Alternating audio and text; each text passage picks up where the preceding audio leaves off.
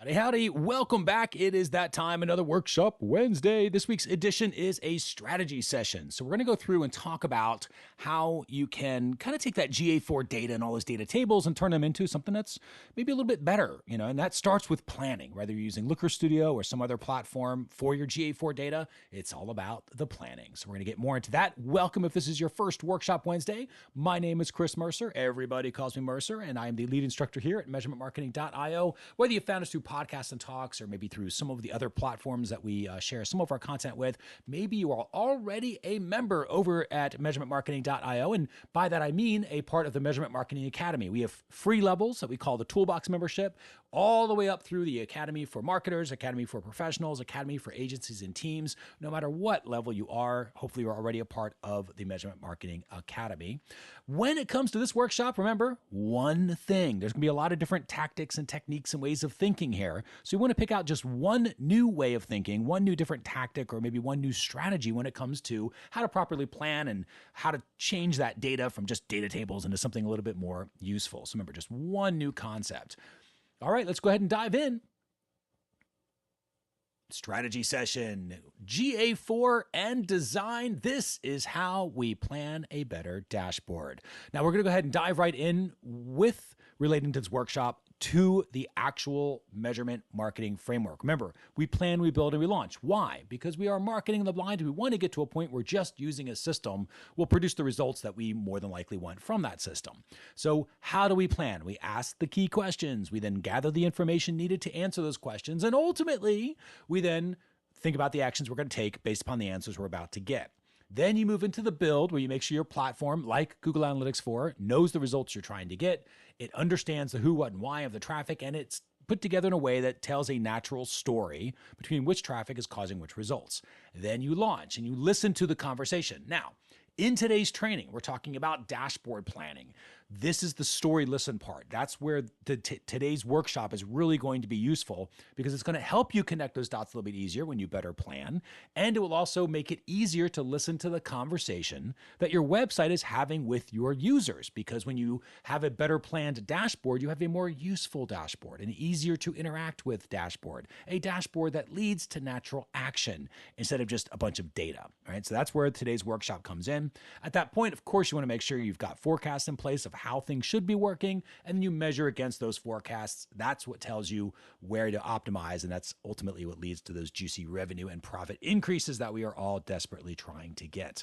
So that is the Measurement Marketing Framework in a nutshell. Today's guest instructor is one of our instructors from measurementmarketing.io, Manisha Mistry. See, Manisha's been working with clients on this for a little over a year now and making a lot of progress on that on her own, and then recently joined our company where she's continuing that. Very passionate when it comes to dashboard design. When she was getting certified initially with us, just did a rock star job on her designs, which is absolutely amazing. And clearly that means she's really good at Looker Studio, which is where she's doing a lot of those dashboard builds. And while today's training is not so much on the how to use Looker Studio thing, if you are using Looker Studio, 100% this comes into play. But even if you're not, it doesn't matter what platform you use to build these dashboards. It's how you think about them. That's really where most of the 80% of this is. So that's what Manisha is going to go through and allow us to take a look. So without further ado, Manisha, take it away.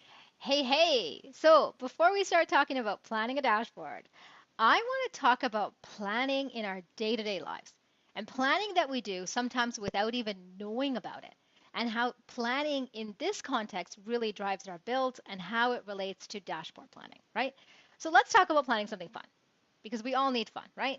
Let's talk about planning a party. So let's say our friend is planning a party. So she's going to take care of all the party planning. She's going to handle, the cups and the place and all that fun stuff. She wants us to handle one part of this party. It's a very important part. That's the part most people remember. It's planning our party dessert, right? She basically told us, you know what? You're responsible to plan the party dessert. Now, I know usually before I run off and plan a party dessert, and I'm pretty sure you do this too, you stop and think, wait, what type of party is she having? And how is she going to serve this dessert? Well, why is this important? Because the type of party she's having is going to truly dictate the type of dessert we make or buy, right?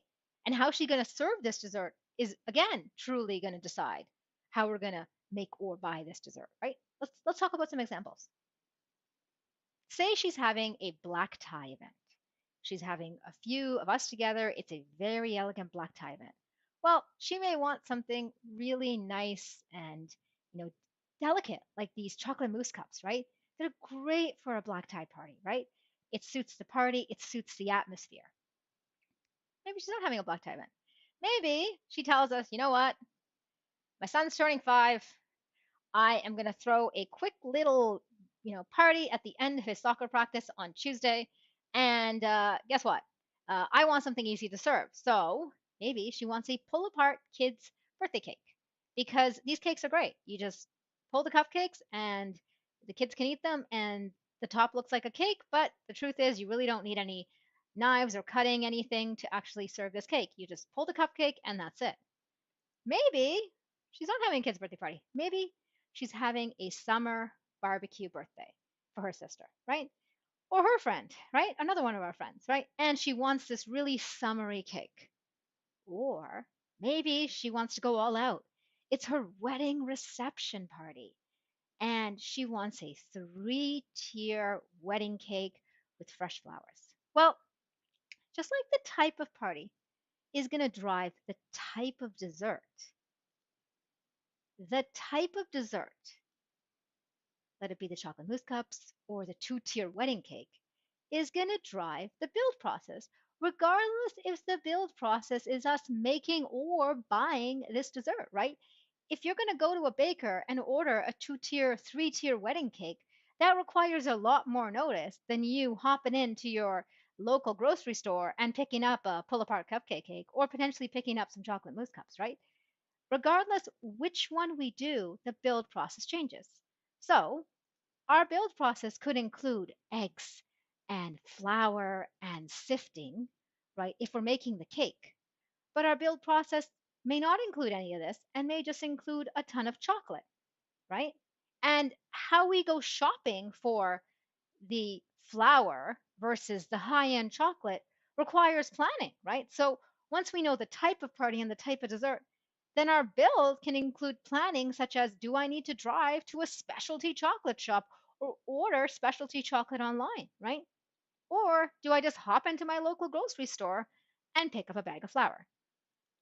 The same applies if we were to go buy this dessert, right? If we're buying these, chocolate mousse cups, maybe we are going to look for the best dessert shop in New York City and go and find it, right? It's a great idea, right?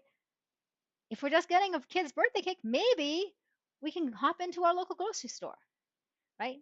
How we get that dessert then really dictates, how we're going to transport it if we're buying it, and then ultimately how we're going to serve it, right?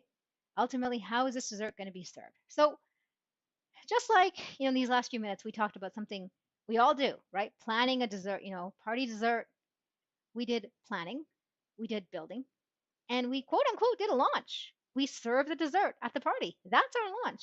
And we might even, after the launch, walk around and ask people, oh, what did you think of the dessert? And based on what they say, if they say, oh, that was an amazing cake, you might go home and save that recipe, right? We went through plan, build, and launch right there in a very real world context, right? Now, you must be wondering, I've literally spent 5 minutes talking about desserts. So either I got you really hungry, and if I did, run out and grab a piece of chocolate cake and come right back. Because now we're going to get into the meat of it. We are going to talk about planning a dashboard. Now, just like we had to take the time to plan the party dessert, to ask the questions, the same thing applies to planning a dashboard. Before we run off and build a dashboard for anybody, including ourselves, we need to ask, what type of dashboard are we building? And how will the dashboard be used? Knowing this information is critical because depending on this, you can build a very different dashboard. For example, if I was building a dashboard for, say, Omari, our director of marketing, I know right off the top, he likes something a little bit more visual, right? He likes something with color. But if I sat down with him and this was sort of our plan we came up with, and our goal was to get here, I know right off the top that Omari wants a visual dashboard. Check. He also wants to see revenue. And that's an interesting piece of information to know off the top because I will know right away, okay, so my purchase event has to send the revenue amount, and I need to figure out how to send the revenue all the way through during my build. I know that before I jump into the Tag Manager GA4 world so that I'm prepared to build that. Versus if I was building, say, for Julie or Mercer, they might want something like this, a very different question. Maybe their focus is traffic, right? Maybe they're not focused on revenue at this exact moment. They're like, you know what, Manisha, we really just need to know where our traffic's coming from, which traffic's converting, and its conversion rate. Like we're not really, revenue's not where we are right now. Maybe phase two, but for phase one, can you really get us something like this? And we want to see numbers. The visual is great, but we really want to see numbers. A very different build, right? Because I don't need to focus. I need to send the purchase signal, but I don't need to focus on getting the revenue. So maybe that's not my focus for V1. The type of dashboard, again, dictates my build process, right? If I was building an ecom dashboard, I know right off the top I need all those ecom events, I need revenue, I need versus the funnel dashboard is very different. And the same goes if I was building a blog performance or one of our IOJs for a sales page, right? It's all very different. So now let's take a few moments and let me walk you through what we do and how we plan a dashboard, right? And the steps we take so that before we dive into building, setting up events, and building all that, we have a good plan for a dashboard.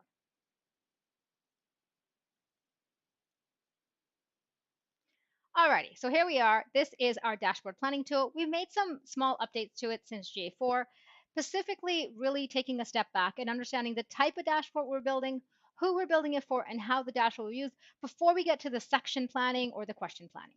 So let's walk through an example. Say we're building a dashboard and I'm sitting down with Amari, and Amari comes to me and says, Manisha, I want a funnel performance dashboard for the academy, right? And I know right off the top, my focus is Omari and the marketing team. So I possibly even get to know this stakeholder a little, and I might put something like visual, right? They're visual people. They want a visual dashboard, right? And then I'd like to ask the client, well, how are you going to use this dashboard? I might even want details like, are you going to use it weekly? That's good to know, right? And what are you going to use this for? Well, Mari might say to determine if ads, emails are driving sales and revenue. So get that in there. There we go, right? So then I sit down with Amari and okay, let's talk about the different sections on this. What are the questions you want this dashboard to answer? Well, the first question I might kind of hint to Amari is, well, I'm guessing you want to know how the academy funnel is performing. Like, is the academy funnel performing? And he might say yes. And I was like, wait, what does a good answer look like to you, Amari? And Amari might say, well, I need to be able to quickly see the answer. So I'd be like, do you think some color coding will help? So I'd be like, maybe we show, offer page, and then cart page, and then thank you page, and maybe some green, red, yellow indicators on if it's performing well. And then I will actually sit down with him and say, okay, what does green mean for the overall conversion rate? And I will plan that out, and be like, okay, what does green mean? What does red mean? I will literally plan that out all here. So when I go to build this dashboard, I'm not running back to the client asking questions. I know from here, okay, green means, the final conversion rate is between, 1 to 3% sort of thing, right? The overall conversion rate, something like that, right? And then I think, okay, this is more of a question for me is where am I getting all these details? And I might even sit down with Amari and say, okay, well, are you okay if I get them all from Google Analytics 4? Know that some people may not be tracked by Google Analytics 4, but you will get a trend and pattern that's useful. And he's good with that and may say, okay, version 1, I may even say version 1 is going to be all off Google Analytics 4, but version 2, maybe we're going to do GA4, and a sheet that's updated, based on Infusionsoft. Keep, right? Maybe that's what we're going to do, right? And then what are you going to do with this answer? What do I need? Right? Well, I need the funnel, right? So I need 3 steps. I need 3 events. I might start thinking down as like, okay, I need GA4 events. I need purchase, and I even will put brackets in here. I need revenue. So that might be difficult. Like depending on the tech I'm using, the revenue might be easy, it might also be difficult if the tech is not easy to get the revenue out of. It totally depends, right? But so I'm going to put that detail in there so I know that detail going into my build, right? And then any notes Omari needs me to capture. And then the second question, I'm okay. So what else do you want, Omari? So you're getting an idea of just the overall funnel, offer, cart. Thank you. This is great. What else do you want to know, Omari? So I might sit down with him. Okay, what else? And he might be like, well, is the sales page for the academy performing, right? Like, how is the sales page performing? It's a prominent page. We use it a lot. How's it performing, Manisha? I need to know, right? So then I might sit down and think, well, okay, well, what does good look like, Omari? What do you need to know? Well, he might be, I need to know the number of people that landed on the page, you know, people that scrolled, right? That'd be good. People that saw the offer. Yeah, your client's not going to speak in IOJ terms, but if you start hearing things that it'd be great to know how many people landed on the page, it'd be great to know how many people scrolled, it'd be great to know how many people saw the offer, right? Need to spell saw it properly, right? You know, it'd be great to know how many people, people clicked to the next step, right? That might be good too, right? These are good things to know. He's not saying IOJ, right? But he is giving me hints of what he wants to know based on the behaviors that people are doing on the page, right? Again, I may think, okay, where am I getting those details? I know GA4, but maybe for something you may need to consider different behaviors. Like if he says people starting chats, maybe I need to get the information from the chatting tool, right? And then what do I need to answer this? I may think to myself, well, okay, he's kind of talking in 5 different events there. He's kind of talking landing page, scroll, saw the offer. Okay, 4 different events there. So I kind of need 4 events, sort of thing. I really need to know 4 events. And maybe I even just plan out 4 events here. I say, okay, landed is like page view, right? And I may not do this right in front of the client, but I'll step away and be like, landed is page view, and then scroll to 50%. 50% can be, engaged, right? And then offer visible, something like that. We could do that. And that could be like they see the offer, right? And I can plan out the events here, even myself. So I quickly know, okay, I kind of need 4 events here to answer this section, and then any notes. The other thing I do is once I have this laid out, I hop into Lucid. And the reason I hop into Lucid is I like to lay out the dashboard with the client looking something like this. So I usually like to draw it out for the client. Okay, so the first question, Omari, in here you wanted me to answer was, how's the accountable funnel performing? So if I give you something like this, right, and I give you 3 boxes telling you here's how many users hit the offer page, here's how many users hit the cart, here's how many users hit the thank you page, and here's the conversion rate. Is this great? Well, he might come back to me and say, no, Manisha, this is missing something, right? And knowing Omari, he's going to be like, you know what, Manisha, I want right over here. He might take his pen or whiteboard marker for we're on Zoom and say, you know what, I want over here, I want the revenue. So I'll put that kind of thing, money symbols, right? So I know this is revenue, right? And then he might be, it's great, Manisha, to see these 2 conversion rate. What about the conversion rate of offer to thank you? I'm like, oh, good point. Didn't think of that. Okay, let me put that in here, Omari. So I put it in there, right? And I go overall conversion rate. So I have that in there right way, right? And doing this, as you can see, I quickly know, okay, I need 3 events, right? Okay, yeah, I need 3 events. This is how I'm going to put in Looker Studio. I quickly already have a good plan laid out that if I was to dive into build, even right now, I could build something fairly quickly for Omari. And by doing the planning with him, I cut down on me going back and forth and him saying, if I was to deliver the first dashboard, say without these, and I deliver this to Omari, he'd look at it and be like, yeah, it's really good. What's the revenue? I'm like, oh yeah, you know what? Give me 2 days, I'll get back to you, right? Versus me sitting down with him and doing this planning and saying, oh, you want to see revenue? Okay, that's fine. Yeah, okay. I will deliver something that aligns with his expectations and that he's going to quickly use. That is why it's so important to do the planning. And then similarly, I'll even come in here and be like, okay, do you want these to change color, Omari? Oh, you do? Okay, so what's green, what's yellow, what's red, right? So that right away I can configure these, right? So that they can actually, meet his expectations and give him valuable information right off the top. So if I deliver this to him on, say, Friday, I know on Monday when he comes in here, if this is turning red, Omari's going to know, yep, okay, Manisha built this dashboard. I know exactly what to do, right? And you want that for your dashboard because the more value your dashboard delivers to your client, the more they're going to keep coming back to you, right? So that is why dashboard planning is so important for the whole process. And the same goes for the second question he had. So if he came to me and said, well, how's the sales page performing? I will show him an IOJ, right? I will show him an IOJ and say, well, say if an IOJ, right?